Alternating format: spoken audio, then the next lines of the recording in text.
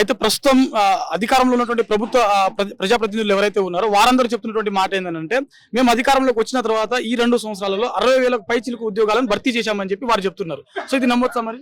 Sir 60,000 jobs అనేటివి పాత ప్రభుత్వం గత ప్రభుత్వం రిలీజ్ చేసిన నోటిఫికేషన్స్. ఆ నోటిఫికేషన్స్ కి వీళ్ళు కొన్నిటికి ఎగ్జామ్స్ పెట్టిళ్ళు, అన్నిటికి అపాయింట్మెంట్ ఇచ్చిళ్ళు, కొన్నిటికి ఎగ్జామ్ ప్రీవియస్ గవర్నమెంట్లో అయినాయి. వీళ్ళు ఇవ్వలేదన్న మాటని ఎట్టి పరిస్థితులనా ఇచ్చిళ్ళు ఒప్పుకుంటా 60,000 జాబ్స్ ఇచ్చిళ్ళు, కానీ అది అపాయింట్మెంట్స్ ఇచ్చిళ్ళు. సరే 60,000 జాబ్స్ కూడా వీళ్ళే అనుకుందాం. ఆ లెక్కన అనుకున్నా కూడా సంవత్సరానికి 2 లక్షలు చొప్పున అంటే మిగతా 1,40,000 జాబ్స్ ఏవి? ఒక సంవత్సరానికి సెకండ్ ఇయర్ కంప్లీట్ అయిపోయింది. ఈ సంవత్సరానికి 2 లక్షల జాబ్స్ ఏవి అంటే 3,40,000 జాబ్స్ ఏవి? సరే 3,40,000 సగం కాకపోయినా సగంలో సగం తీసుకున్న ఒక 30,000-40,000 జాబ్స్ ఇచ్చినా మేము చదువుకుంటాం కదా సార్. మేము ఇట్లా రోడ్ల మీదకి ఎందుకు వస్తాం? రోడ్ల మీద తిరగాల్సిన పరిస్థితి మాకు ఎందుకు వస్తుంది?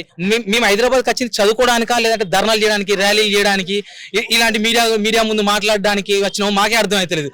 మేము నోటిఫికేషన్ వెయ్యమని ధర్నానే చేయాలి, ఇచ్చిన నోటిఫికేషన్ ఎగ్జామ్ కరెక్ట్ పెట్టమని ధర్నానే చేయాలి, వయసు తగ్గించమని ధర్నానే చేయాలి, ఈ రిజల్ట్స్ కరెక్ట్ టైంలో ప్రకటించమని ధర్నా చేయాలి, ప్రకటించిన రిజల్ట్స్ కి అపాయింట్మెంట్ ఇవ్వమని ధర్నానే చేయాలి, అందులో ఏమైనా పేపర్ లీక్ అయితే పేపర్ లీక్ ఎట్లయిందని మళ్ళీ ధర్నానే చేయాలి.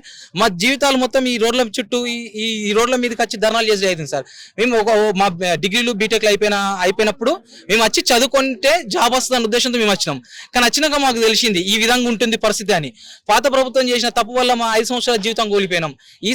ఈ ప్రభుత్వం ఆల్రెడీ 2 సంవత్సరాలు ఇట్లా వేస్ట్ చేసింది. ఇక మీదటైనా ఈ 3 సంవత్సరాలైనా మాకు దయచేసి ప్రభుత్వానికి నేను రిక్వెస్ట్ చేస్తున్నా, చేతులెత్తి వేడుకుంటున్నా, మీరు ఇలా చేయకండి. నిరుద్యోగులం, మేము నిస్సహాయంగా ఉండే నిరుద్యోగులం, మా జీవితాలతోని మీరు ఆడుకోకండి. మీకు మీ ప్రభుత్వాలు వస్తుంటే పోతుంటే మీరు ఎమ్మెల్యేలు అవుతుంటారు పోతుంటారు, కానీ మా జీవితం అలా కాదు. మీ జీవితమే రాజకీయం, మా జీవితం అలా కాదు. మేము వస్తే మా కుటుంబం బాగుపడుతుంది.